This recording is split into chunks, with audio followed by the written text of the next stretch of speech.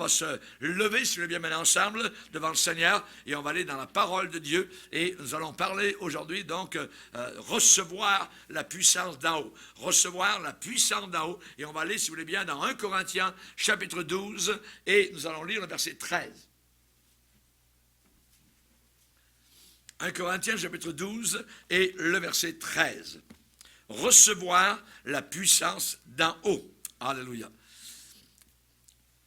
Les deux sœurs à qui j'ai parlé tout à l'heure de France au téléphone, elle dit, pasteur, on est en train d'écouter un message de vous. Elle dit, on est en train d'écouter repousser dans les ténèbres.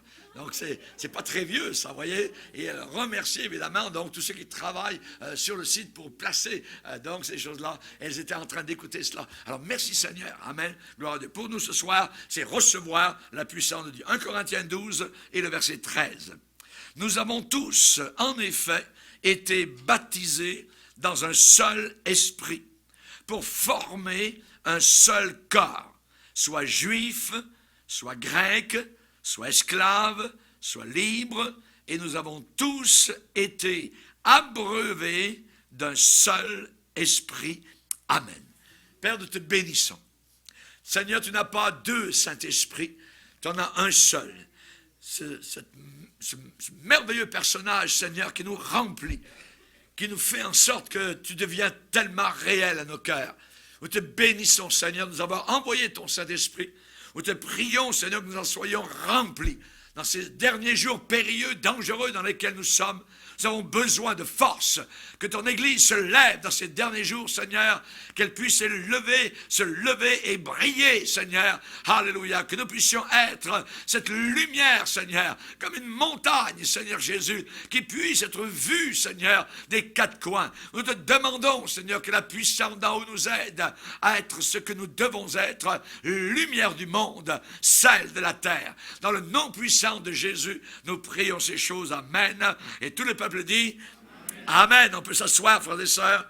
Alléluia. Gloire à Dieu. L'apôtre Paul résume l'expérience, évidemment, donc, que plusieurs Corinthiens avaient vécu. Et là, il parle de deux choses dans le verset que nous venons de lire. Il dit, nous avons tous, en effet, été baptisés dans un seul esprit. C'est-à-dire que quand il y a eu baptême dans l'eau, eh bien, nous avons été baptisés, donc identification à Jésus, et cela par le Saint-Esprit, par la puissance du Saint-Esprit. Qu'on soit juif, qu'on soit grec, qu'on soit esclave, pour former un seul corps, pour former une seule unité, un seul corps. Soit grec, soit esclave, soit libre, soit homme, soit femme, soit noir, soit blanc, soit instruit, pas instruit, diplômé, non diplômé, voyez, cabane, palais, quoi que ce soit, où on habite, ça n'a aucune importance, voyez, nous formons le corps de Christ. Amen. Et ensuite il dit, et nous avons tous été abreuvés d'un seul esprit. Ici, il parle d'une autre expérience, il parle du baptême dans le Saint-Esprit. Jésus a dit, si quelqu'un a soif, qu'il vienne à moi, des fleuves d'eau vive couleront de son sang. Donc, ici, il parle d'être abreuvé. Abreuvé, c'est pour quelqu'un qui a soif. On parle ici de la puissance du Saint-Esprit. Vous savez que Jésus, avant de remonter au ciel, a dit à ses disciples, ne quittez pas la ville, ne quittez pas la capitale, Jérusalem, avant que vous soyez revêtus de la puissance d'en haut. Jésus parlait de quoi? Il parlait de ce baptême dans le Saint-Esprit. Si Jésus considérait cela comme tellement important, avant de partir évangéliser, de recevoir la puissance du Saint-Esprit, à combien plus forte raison cette expérience est puissante et qu'elle est une nécessité pour chacun d'entre nous, les chrétiens. Évidemment, on sait que c'est une triste erreur pour des chrétiens qui pensent que l'on peut se dispenser de cette puissance-là, que l'on n'a pas vraiment besoin de cette puissance-là. Même Jésus-Christ lui-même a été baptisé dans le Saint-Esprit. Il était immergé dans l'Esprit de Dieu. Il n'a pas eu besoin de parler en autre langue, mais il a reçu la puissance donc du Saint-Esprit, particulièrement au Jourdain. Et il est dit après son baptême dans l'eau, rempli du Saint-Esprit, il partit dans le désert pour faire face à Satan. Amen.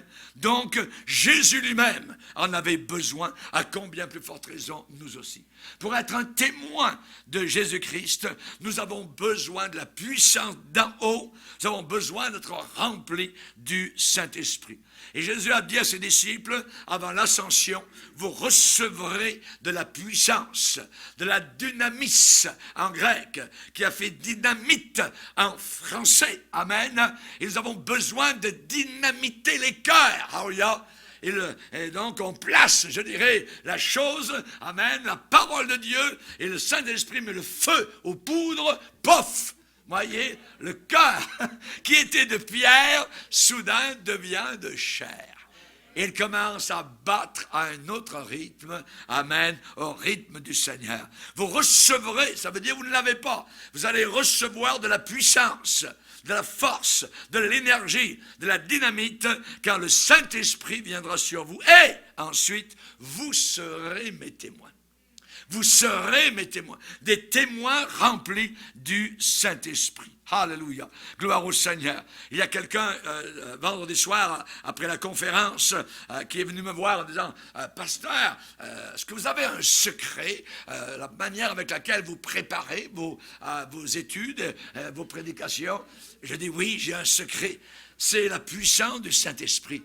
C'est la vie de prière. C'est de demander au Seigneur qu'il agisse et que cette parole devienne tellement réelle par le Saint-Esprit. C'est cela qui est important. Amen. Gloire au Seigneur. Alors, évidemment, donc, sous la puissance du Saint-Esprit, on peut être très efficace. Très efficace. Et le contraire, sans le Saint-Esprit, eh bien, on est inefficace dans le travail pour le Seigneur. Nous allons voir ce soir 4 choses. Pourquoi recevoir le Saint-Esprit? Nous allons voir ensuite comment recevoir le Saint-Esprit. Ensuite, nous verrons l'évidence du baptême dans le Saint-Esprit. Et nous terminerons par la nécessité, donc, de ce baptême dans le Saint-Esprit. Donc, pourquoi recevoir le Saint-Esprit? Trop de gens s'arrêtent au salut et disent, je suis arrivé maintenant et il n'y a pas besoin de plus que cela. Non, ce n'est pas vrai. On a besoin, après le salut, il y a ce qu'on appelle une deuxième expérience, une expérience subséquente à la première, c'est-à-dire au salut qui s'appelle le baptême dans le Saint-Esprit. Et le bénéficiaire, celui qui reçoit, donc qui va recevoir le baptême dans le Saint-Esprit, va trouver Dieu, il va trouver Christ, le salut, la Bible, tout cela va devenir réel, bien plus qu'auparavant. Bien plus qu'auparavant. Pourquoi? Parce que le Saint-Esprit, c'est l'esprit de vérité. La personne reçoit l'esprit de vérité. Dans le mot vérité, il y a aussi le mot réalité. Et quand vous êtes rempli du Saint-Esprit, vous êtes rempli de la réalité. La réalité. La Bible devient claire. Amen. La parole de Dieu coule. Christ est vivant. Amen. Alléluia. Et vous, donc, voyez d'une manière différente les choses que vous ne voyiez pas auparavant. Le Seigneur a dit dans Jean 14, quand viendra le Consolateur, le Saint-Esprit, il vous enseignera toutes choses. Et il vous rappellera, il vous fera souvenir tout ce que moi, Jésus, je vous ai dit. Donc le Saint-Esprit fait remonter à la surface des vérités que nous avions oubliées ou que nous ne connaissions pas. Le Saint-Esprit nous enseigne et il nous rappelle ce que le Seigneur a dit. Et il nous le rappelle comment? Eh bien, comme aucun être humain ne peut vraiment le faire. Je ne sais pas comment ça se passe. C'est miraculeux, mais il nous rappelle des choses. Il nous dit, oh oui, ouais, c'est le Saint-Esprit qui vient d'agir. Il vous dit certaines choses qui sont dans les Écritures. Le Saint-Esprit ne vous dit jamais des choses qui ne sont pas dans les Saintes Écritures. Il ne vient pas vous donner des nouvelles révélations qui contrediraient le texte biblique. Jamais. Que l'homme ne sépare pas ce que Dieu a uni. Qu'est-ce que Dieu a uni? Il a uni le Saint-Esprit et sa parole. Et le Saint-Esprit ne dira jamais des choses que Dieu n'a pas dit dans les Saintes Écritures. Donc le Saint-Esprit nous conduit dans la vérité. Le Saint-Esprit ne vous conduira jamais dans l'erreur. Le Seigneur Jésus a dit, le Saint-Esprit vous annoncera les choses à venir. Vous annoncera les choses à venir. Cette onction, comme Jean le déclare, elle est sur nous quand on est baptisé, plongé dans le Saint-Esprit. Le ciel n'est plus un rêve, pas du tout, quand vous êtes baptisé de l'Esprit. C'est glorieux, vous êtes rayonnant d'espérance, vous savez où vous allez, vous passerez sous les arches de gloire. Amen, des portes célestes, là-haut pour vous, la Nouvelle Jérusalem devient, je dirais, quelque chose de réel, ça brille quasiment sous vos regards. Amen, et c'est là que nous allons résider pour l'éternité en présence du Seigneur. Quand on est baptisé dans le Saint-Esprit, ça devient réel. Mais aussi, devient réel l'enfer. L'enfer devient réel, il nous apparaît soudainement dans toute son horreur. Parce qu'on est rempli du Saint-Esprit. Et il nous dit la vérité, voyez. Et l'enfer donc devient quelque chose qui est horrible et où là on ressent le désespoir de ceux qui vont entrer dans ce lieu terrible. Évidemment, beaucoup ne croient plus dans l'existence de l'enfer, même des chrétiens. Voyez. Pourquoi? Eh bien parce qu'ils ne possèdent pas le Saint-Esprit. Parce que le Saint-Esprit nous parle de la vérité. Voyez, il nous parle de la vérité. Le Saint-Esprit se plaît à remuer, à secouer le cœur du chrétien. Le Saint-Esprit le remplit d'amour et de loyauté envers son Seigneur Jésus. Alléluia. Merci Seigneur. Évidemment, on sait que dans la parole de Dieu, on nous parle d'hommes sensuels qui provoquent des divisions dans l'Église, dans le corps de Christ, et qui n'ont pas le Saint-Esprit. Hommes sensuels, c'est-à-dire des hommes et des femmes qui marchent avec leur sens. Ils ne marchent pas selon le Saint-Esprit, ils n'ont pas l'Esprit de Dieu, ils peuvent être assis au milieu des chrétiens, mais ils ne sont pas sauvés, ils ont un langage chrétien, ils semblent être chrétiens, mais en réalité, ce sont des personnes dangereuses, et l'apôtre Paul a parlé de faux frères. Il a dit qu'il était en péril, en danger, parmi des faux frères. Des gens qui parlent le langage biblique, mais qui ne le vivent absolument pas. Hommes sensuels, n'ayant pas l'Esprit de Dieu, qui n'ont pas l'Esprit de Dieu. Et évidemment, s'ils n'ont pas l'Esprit de Dieu, ils ne sont pas sauvés. Voyez, tous les gens qui sont sauvés ont le Saint-Esprit. Le Saint-Esprit nous remplit d'amour, nous remplit de loyauté envers la parole de Dieu et envers le Seigneur Jésus-Christ. Michée, le prophète, dans l'Ancien Testament, déclare, au milieu de l'apostasie, évidemment, de ces prédicateurs qui cherchent des billets de banque, donc, pour qu'on les remplisse, il dit, mais moi, je suis rempli du Saint-Esprit pour faire connaître au peuple de Dieu son péché. Ce n'est et ce ne sont que des pasteurs remplis du Saint-Esprit, capables d'affronter le péché du peuple de Dieu. Les autres n'en parlent jamais. Et n'en parlent pas. Voyez. Le Saint-Esprit nous présente Jésus-Christ dans toute sa grâce, dans sa sainteté, et il nous apprend à prier par l'Esprit. Faites en tout temps, dit l'apôtre Paul, par l'Esprit,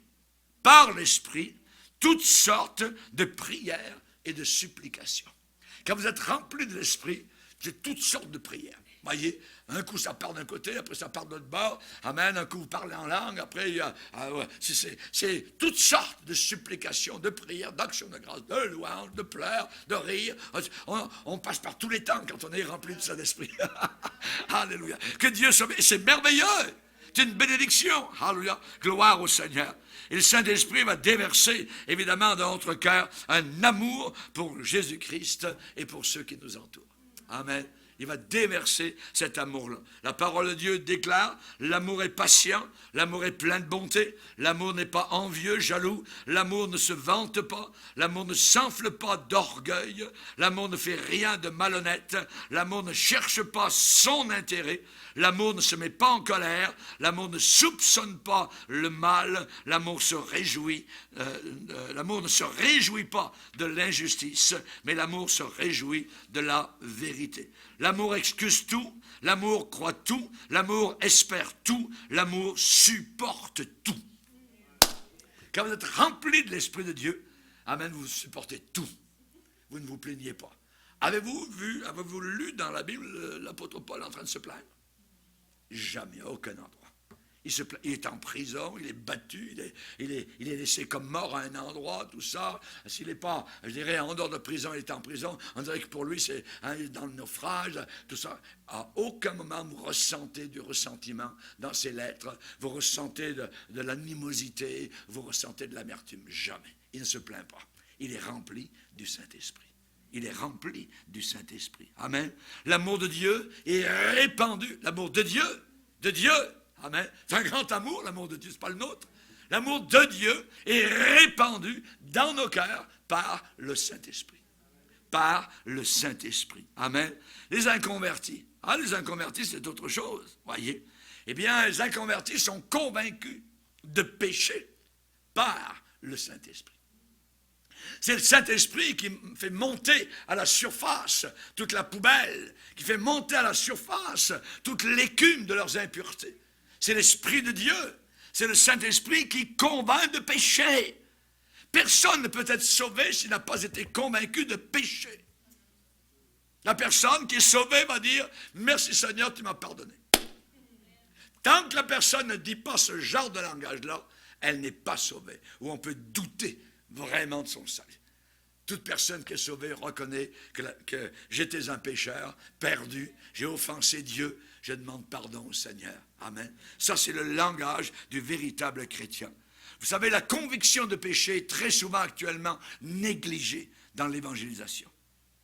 C'est le contraire qu'on veut faire aujourd'hui. On veut mettre les gens à l'aise, voyez. On veut ne pas les choquer, c'est vrai, on veut bien les accueillir. Mais quand on arrive à la prédication, normalement, la prédication les convainc de péché, de justice et de leur condamnation. Ils sont condamnés. Et alors ils viennent se repentir au Seigneur. Je ne suis pas sauvé tant que je ne reconnais pas que je suis perdu. C'est quelqu'un de perdu qui crie au secours, au secours. Voyez. Et évidemment, donc, cette conviction de péché est très importante. Comment David, qui cachait son péché depuis environ 1 an, et qui couchait donc avec une femme mariée à un autre homme, il a fait tuer le bonhomme. Rendez-vous compte? Il a voulu même, avant de le faire tuer, il l'avait fait venir, pour que, même il l'a fait venir à sa table pour l'enivrer, pour qu'il soit sous, tout ça, puis qu'il aille coucher avec sa femme. Parce que la femme avait dit à David, je suis enceinte. Ah, t'es enceinte? On fait venir le mari du champ de bataille. Salut, tata, on joue à l'hypocrite. Voyez, bonne bouteille, voyez. Allez, glou, glou, glou, glou, glou. Et à la fin de la soirée, il dit, non, je ne peux pas aller coucher avec ma femme. Mes collègues, ils sont sur le champ de bataille. Je vais dormir là, ici, juste dans un coin, au bord du palais.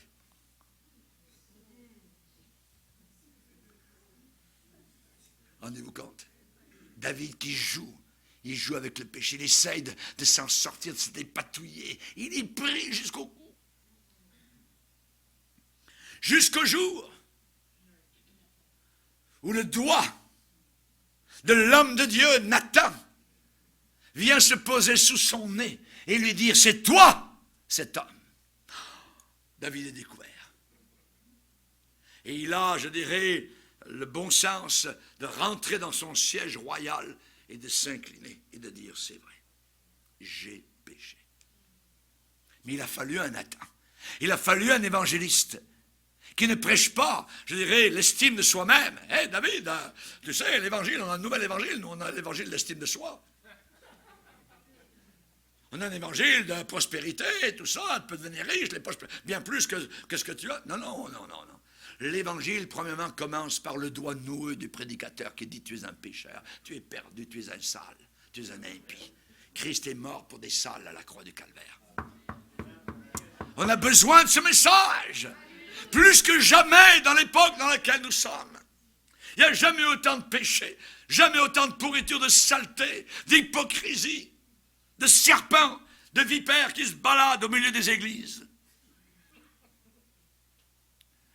Quand ces gens viennent dans ce genre de prédication où il n'y a aucune conviction de péché, ça fait des gens très fragiles, très superficiels. Très superficiels. La Bible dit qu'à la fin des temps, parmi les chrétiens, beaucoup de gens auront l'apparence de la piété. Le vernis, l'extérieur, mais en renieront ce qui en fait la force. Ce qui en fait la force, c'est le remplissage du Saint-Esprit. Il y avait un jeune homme un jour qui était rempli du Saint-Esprit.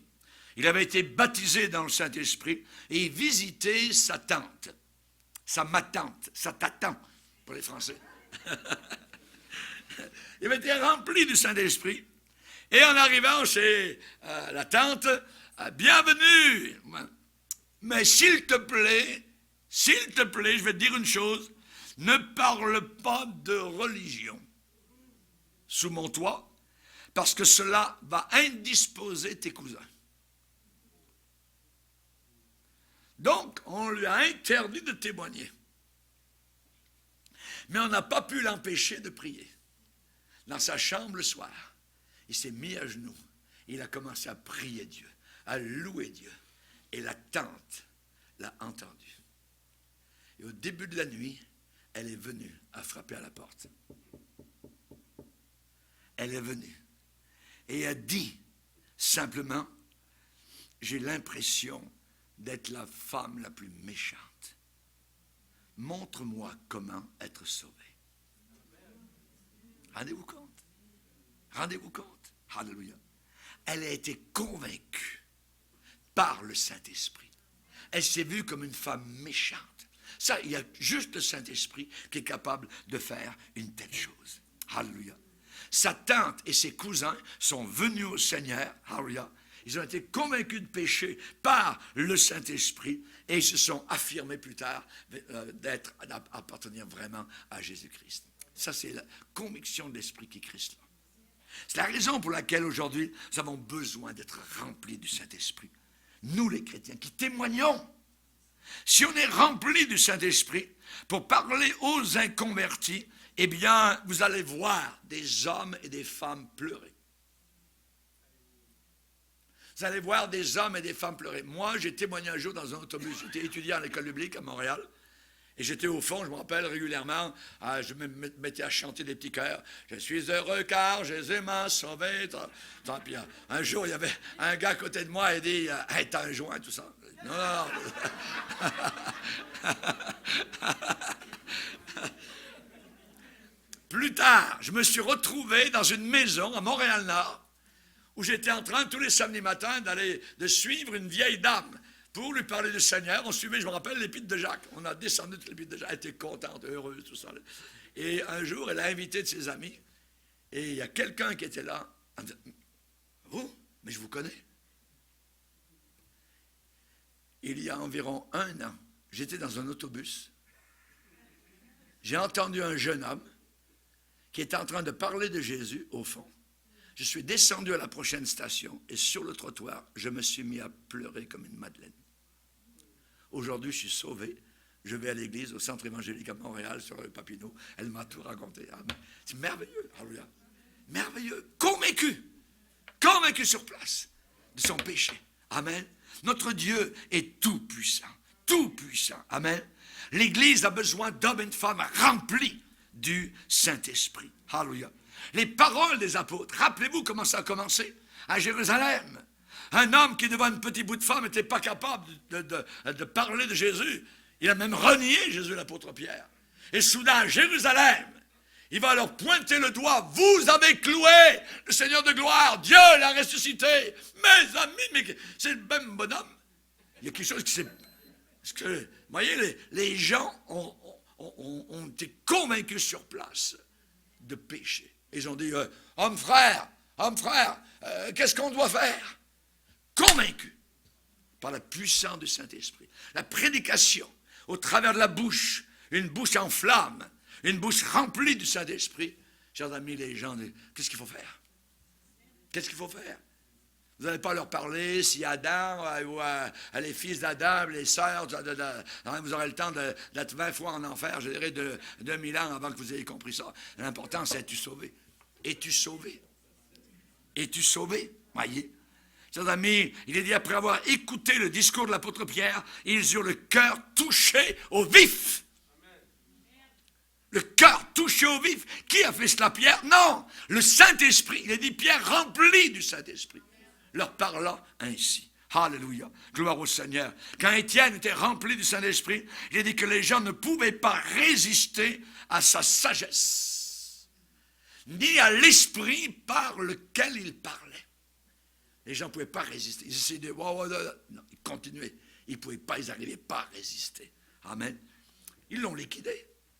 Ils l'ont liquidé. Ils l'ont envoyé au ciel. Il l'a envoyé au ciel, au milieu de pierres, une pluie de pierres. Et lui, il était là, je vois le ciel ouvert. Jésus est là, debout à la droite du Père et batteur. Je m'en vais, bye bye. Père, ne leur impute pas ce péché. La gloire de Dieu remplissait son cœur. Alléluia. Que Dieu soit béni. Seigneur, donne-nous des hommes et des femmes remplis du Saint-Esprit.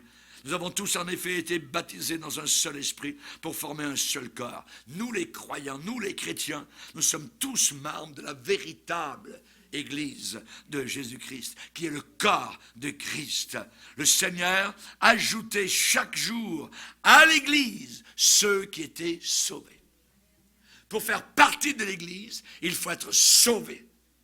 Aujourd'hui, dans l'Église apostate, vous avez 4000 personnes, vous en avez 3000 qui ne sont pas sauvés. Dieu connaît les cœurs, pas moi, mais beaucoup ne sont jamais passés par l'expérience de la repentance au pied de la croix, devant le Seigneur, pleurant pour leurs péchés, ayant été convaincus de péché, de justice et de jugement. Chers amis, Dieu attend notre amour, notre communion avec lui. Il faut que nous soyons remplis du Saint-Esprit. Le centre d'adoration, maintenant, n'est plus Jérusalem. Le centre d'adoration n'est plus Montréal, n'est plus Paris, n'est plus ainsi de suite. Voyez, le centre d'adoration, ce n'est plus un temple quelque part spécialement désigné. Non, les vrais adorateurs adorent Dieu en esprit et en vérité. On peut avoir une église dans une ferme. On peut avoir une église sous un baobab en Afrique. Ça n'a pas d'importance, voyez. C'est les chrétiens qui se rassemblent, qui adorent le Seigneur en esprit et en vérité. Alléluia. Alléluia. Gloire au Seigneur. Et beaucoup, évidemment, aujourd'hui, il y a de paroles qui sont dites au Seigneur et qui n'ont pas beaucoup de sens, qui montent vers Dieu, des expressions très, très superficielles. Dieu désire au contraire des cœurs sincères, authentique, rempli d'amour pour lui, animé du Saint-Esprit. Voilà. Pourquoi recevoir le Saint-Esprit? Pour toutes ces raisons. Deuxièmement, comment recevoir le Saint-Esprit? Vous savez que chaque enfant de Dieu est né de l'Esprit.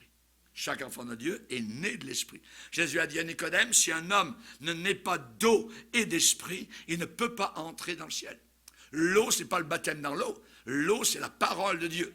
Cette parole qui lave, cette parole qui coule, voyez, naître de la parole et de l'esprit. Et là, il y a, je dirais, éclosion d'une vie merveilleuse, comme lors de la création. L'Esprit de Dieu était présent, se mouvait au-dessus des eaux, et l'eau est venue, la parole de Dieu est venue. Dieu dit. Donc, Dieu dit, l'Esprit se mouvait, pof, création. Et nous avons été créés, recréés par Dieu. Nous sommes une nouvelle création. Vous regardez derrière vous votre cadavre. C'est qui ça, Raymond Bourget, dans le passé? Je ne connais pas. Je ne connais plus. Voyez? Parce que maintenant, il y a un nouveau Raymond Bourget qui a été créé par la puissance de Dieu. Naître d'eau et d'esprit. Naître d'eau et d'esprit. Si quelqu'un n'est pas né de nouveau une deuxième fois par le Saint-Esprit, il ne peut pas. Il n'a pas de pouvoir pour entrer dans le ciel. Sa religion ne sauve pas. Ses bonnes intentions ne peuvent pas le sauver. Ses bonnes actions ne peuvent pas le sauver. Il faut qu'il soit né de nouveau par le Saint-Esprit.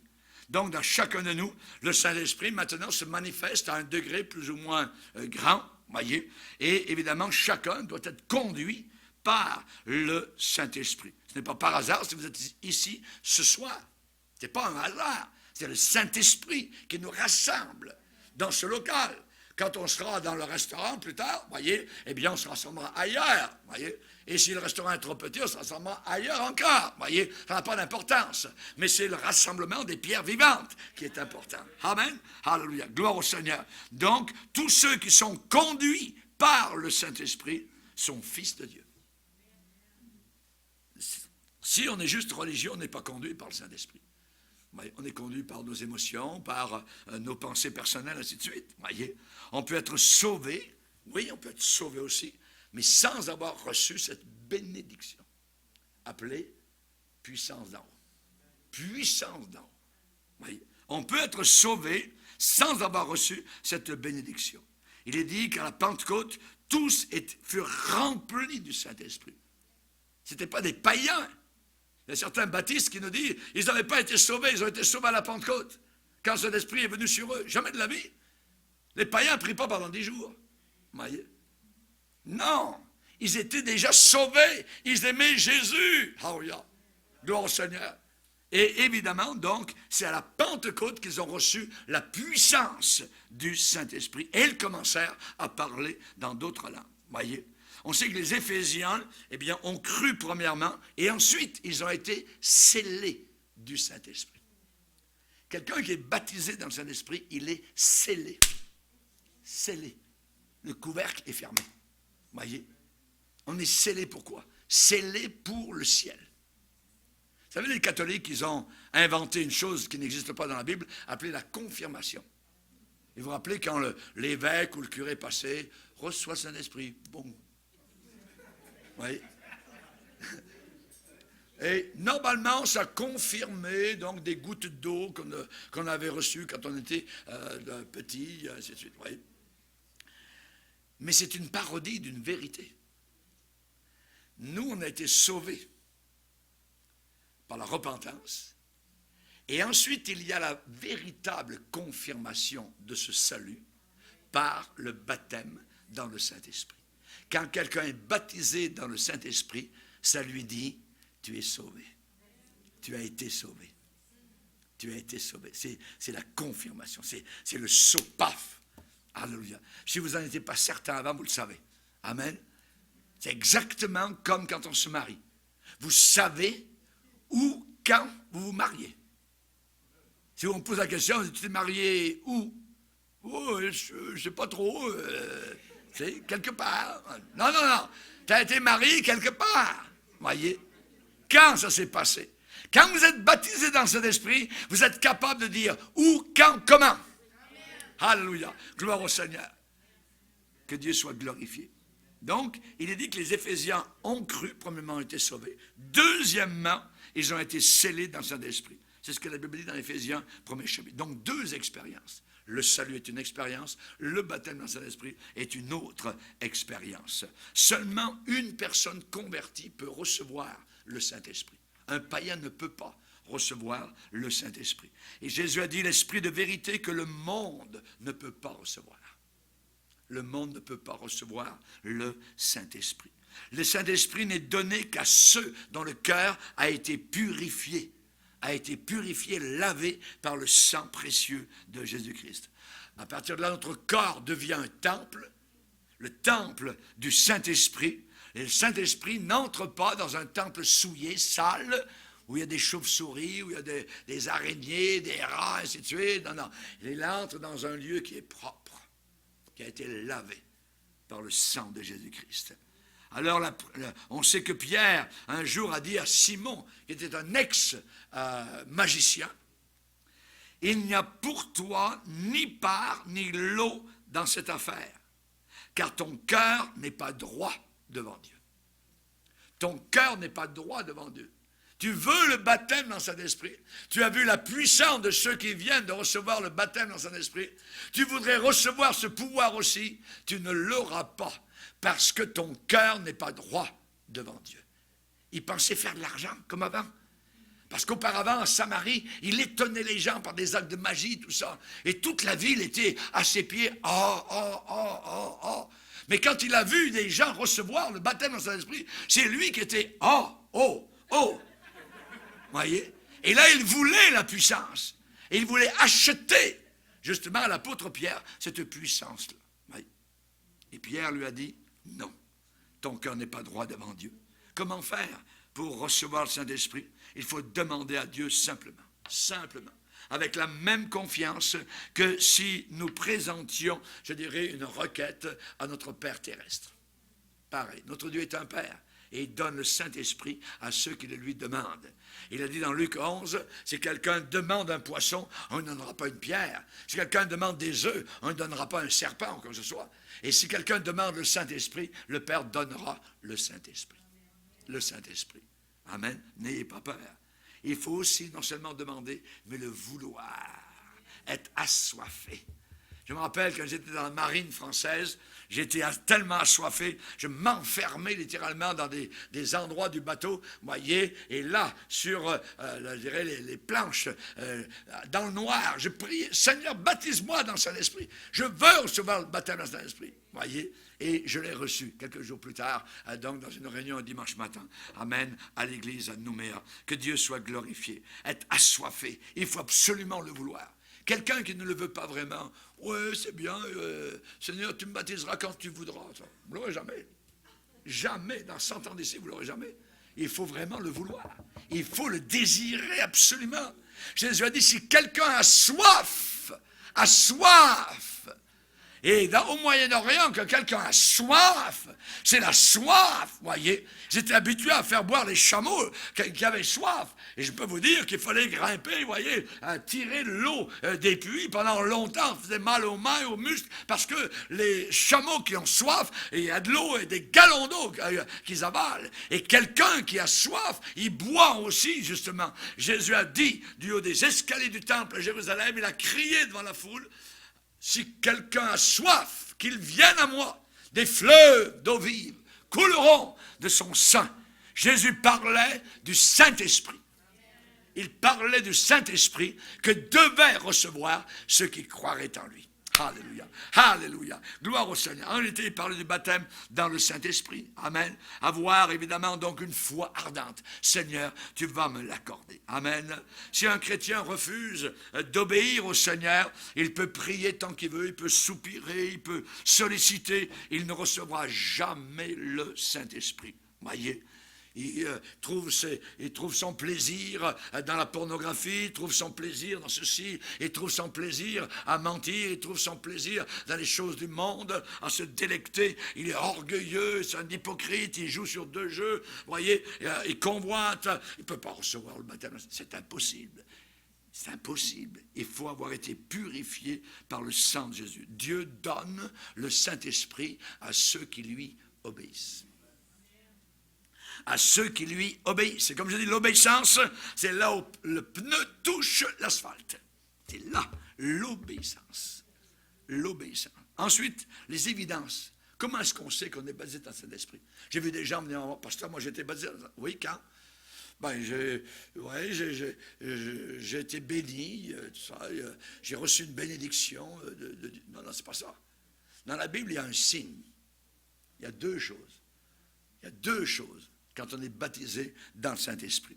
Le jour de la Pentecôte, il est dit, ils se mirent à parler. Ils ont commencé à parler en d'autres langues, selon que le Saint-Esprit leur donnait de s'exprimer. L'expression, l'élocution ne vient pas de la personne, mais vient de Dieu. Vous vous dites simplement ce qui sort. Vous devenez une source d'eau vive et vous déclarez donc ce nouveau langage. Vous vous écoutez parler. Hein? Ça a l'air drôle.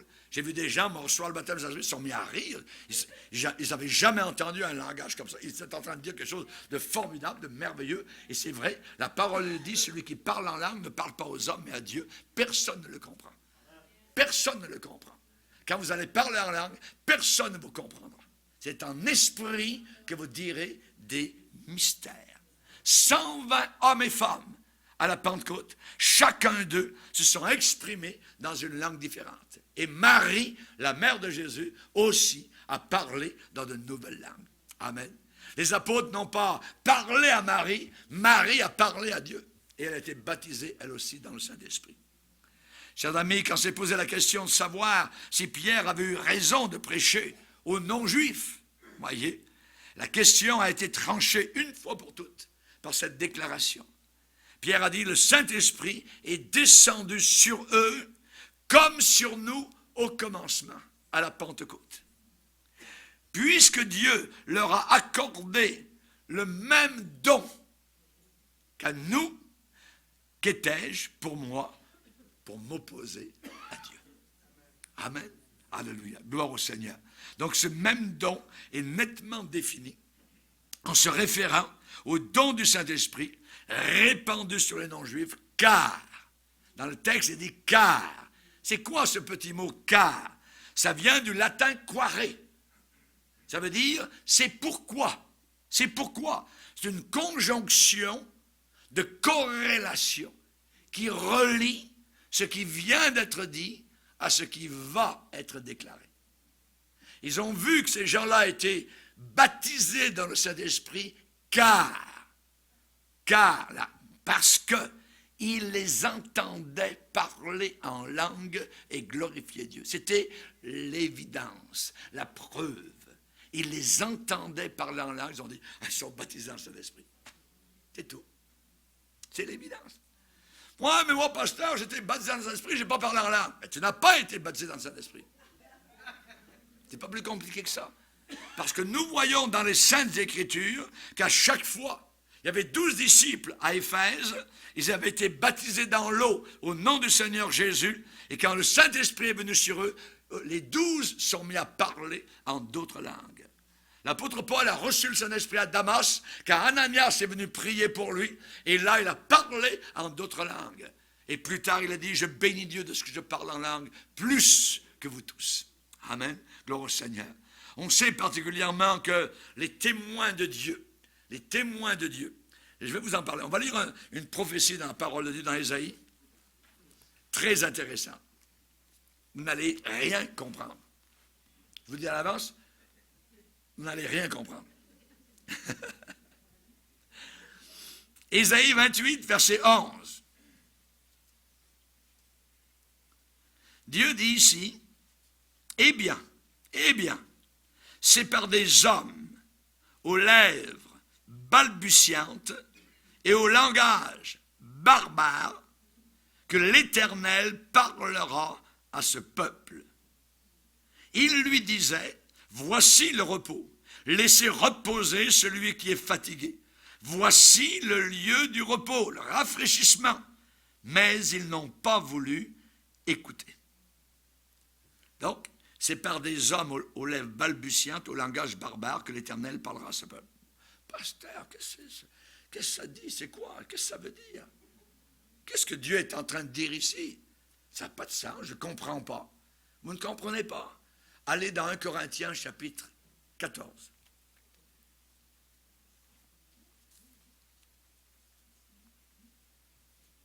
« 1 Corinthiens chapitre 14, verset 21. Il est écrit dans la loi, c'est par des hommes d'une autre langue et par des lèvres d'étrangers que je parlerai à ce peuple, et ils ne m'écouteront pas, même ainsi, dit le Seigneur. » De quoi Paul est en train de parler? Il est en train de citer ce passage, on ne comprend rien. Mais Paul nous donne la solution. Verset 22. Par conséquent, les langues sont un signe, non pas pour les croyants, mais pour les non-croyants. La prophétie, en français, au contraire, est un signe, non pas pour les non-croyants, mais pour les croyants. Paul est en train de prendre ce passage d'Ésaïe et de dire, Dieu est en train d'annoncer le parler en d'autres langues. Les langues sont un signe, non pas pour les croyants, mais pour les non-croyants. Un jour, j'étais dans une assemblée à Belfort, en France. Et à la fin du dimanche matin, j'ai prêché le matin sur le baptême dans le Saint-Esprit. Des gens se sont avancés et il y avait dans l'assemblée un ex-musulman qui avait amené son père musulman pour la première fois dans une assemblée. J'ai prié pour les gens qui étaient là. Ce père musulman avait déjà tapé dans les murs, fait des trous partout vis-à-vis de son fils parce qu'il était venu au Seigneur. Il avait réussi. C'est un pasteur du Canada, assez loin, tout ça. Puis il est bien, tu verras, viens écouter papa, tout ça. Finalement, il nous avait dit, je ne sais pas si je vais être capable de l'amener. Dimanche matin, il était là avec son père. Moi, j'étais en train de prier pour les gens en avant pour qu'ils reçoivent le baptême dans le Saint-Esprit. Et je parlais en langue moi-même. Il y en a quelques-uns qui ont reçu le baptême dans le Saint-Esprit. Ensuite, ce fils a dit, à la fin de la réunion, pasteur, venez avec votre épouse, manger à la maison. Nous serons plusieurs chrétiens, tout ça, autour de la table. En arrivant, ce père était bouleversé. Il s'adresse à moi, il me dit, pasteur, où avez-vous appris cette langue? Je dis, je n'ai pas appris de langue, je n'ai pas appris. C'est une langue que nous parlons, donc, nous les Arabes, dans les montagnes de Kabylie, en Algérie. C'est un langage classique. Il dit, vous l'avez appris? Je dis, non, il ne croyait pas. Il dit, vous étiez en train de dire dans ce langage classique que Dieu est grand, que Dieu est puissant et que Dieu nous aime. Il dit, j'étais bouleversé que vous sachiez notre langue des montagnes. Il dit, non, je ne l'ai pas appris. Il ne le croyait pas. Il était au bout de la table durant tout le repas, il était là, il jonglait. C'est pas possible. C'est pas possible. Notre Dieu est un Dieu merveilleux qui fait des choses. Je pense que cet homme-là a dû venir au Seigneur. Notre Dieu, chers amis, peut nous donner des langues que nous ne connaissons pas. Nous disons, comme ça vient, à la Pentecôte. C'est comme cela que l'on voit que l'on est baptisé dans le Saint-Esprit. Mais il n'y a pas uniquement les langues. Il y a un deuxième élément qui montre que quelqu'un a été baptisé dans le Saint-Esprit, c'est que maintenant, il porte le fruit de l'Esprit. Si cette personne ne porte pas le fruit de l'Esprit, son parler en langue devient comme de l'airain qui sonne. Boum!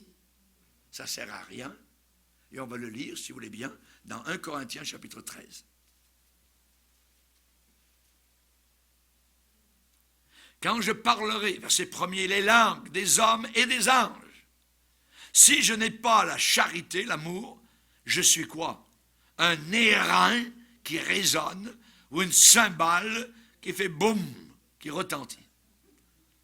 Quand j'aurai le don de prophétie, la science de tous les mystères, toute la connaissance, imaginez, quand j'aurai même toute la foi jusqu'à transporter les montagnes, si je n'ai pas l'amour, je ne suis rien.